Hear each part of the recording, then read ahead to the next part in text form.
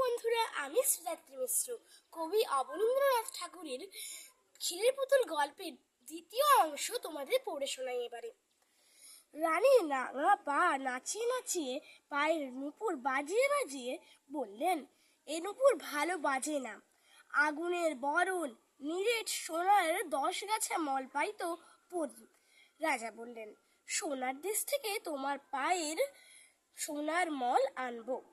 রানী গলার গজমতি হার দেখিয়ে বললেন, দেখো রাজা, এই মুখ তো বড় ছোট। শুনেছি কোন দেশে পায়রার ডিমের মতো মুক্তো আছে, তারই এক ছোড়া হার এনো। রাজা বললেন, সাগরের মাঝে মুক্তোর রাজ্য, সেখান থেকে গলার হার আনবো। আর কি আনবো রানী? রানী আদরিনী সুরানী সোনার অঙ্গে সোনার আঁচল টেনে বললেন, মা গো, শাড়ি নয় তো বোঝা।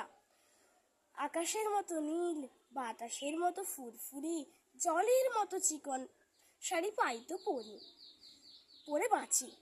রাজা বললেন, আহা আহা, তাই তো রানী, সোনার আঁচলে সোনার অঙ্গে ছড় লেগেছি, ননির দেহে ব্যথা বেজেছি।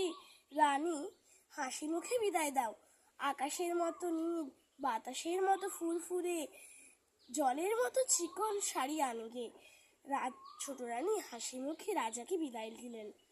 রাজা বিদায় হয়ে জাহাজে চড়বেন, মনে পড়ল দুঃখিনী বড় রানীকে। বড় রানী ভাঙা ঘরে ছেঁড়া কাঁথায় শুয়ে কাঁদছেন। রাজা সেখানে এলেন। ভাঙা দুয়ারে দাঁড়িয়ে বললেন, বড় রানী, আমি বিদেশ যাব। ছোট রানীর জন্যে হাতের বালা, গলার মালা, পায়ের মল, পরনের শাড়ি আনবো। তোমার জন্য কি আনবো বলে দাও, যদি কিছু সাধ থাকে। রানী বললেন, মহারাজ, ভালোই ভালোই তুমি ঘরে এলেই আমার সকল সাধ পূর্ণ হয়।